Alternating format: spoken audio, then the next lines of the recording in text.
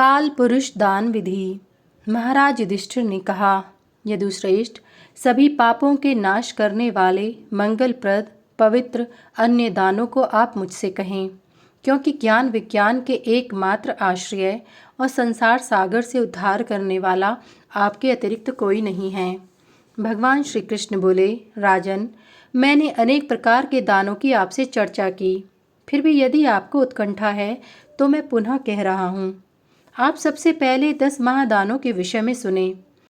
उनमें से पहला दान है काल पुरुष दान, दूसरा है सप्त सागर दान, इसी प्रकार महाभूत घट दान, शय्या दान, आत्म प्रकृति दान, सुवर्णाश्व दान, सुवर्णाश्व रथ दान, कृष्णा जिन दान, विश्व चक्र दान तथा हेम गज रथ दान।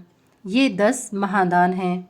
नृश्रेष्ठ, आप दान करने में अपनी सुबुद्धि लगाएं और अन्य लोगों को भी दान कर्म में प्रेरित करें। धनी के लिए दान से अतिरिक्त और कोई भी उपकार नहीं है। देने वाले व्यक्ति का धन घटता नहीं है, अपितु देने से बढ़ता ही रहता है। राजन, अब आप काल पुरुष दान के विषय में सुने। काल पुरुष की एक प्रतिमा बनानी चाहिए। चतुर्थी, चतुर्दशी अथवा विष्टि में यह प्रतिमा काले तिलों से एक समतल भूमि पर पुरुष के आकार की बनवाएं। उसके दांत चांदी के, आंखें सोने की बनाएं। उसके हाथ में भयंकर तलवार हो, जपा कुसुम के समान उसके कानों में कुंडल हों, लाल माला तथा लाल वस्त्र पहने हों, शंख की भी माला पहने हों, धनुष बाण लिए हों, जूते पहने हों तथा बगल में काला कंबल लिए हो। इस प्रकार काल पुरुष की प्रतिमा बनाकर गंध पुष्प और नैवेद्य आदि से उसकी अर्चना करें। त्र्यंबकम, इस मंत्र से स्वग्रहोक्त विधान से तिल और घृत द्वारा 108 आहुतियां दें। अनंतर प्रसन्न हृदय से यजमान इस मंत्र का उच्चारण करें।